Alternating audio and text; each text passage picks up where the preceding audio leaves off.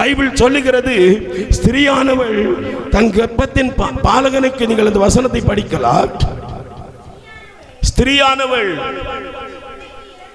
தன் கர்ப்பத்தின் பிள்ளைக்கு இறங்காமல் தன் பாலகனை மறப்பாளோ? அவர்கள் மறந்தாலும் நான் உன்னை மறப்பது இல்லை. அல்லேலூயா. அவர்கள் மறந்தாலும் நான் உன்னை மறப்பது இல்லை.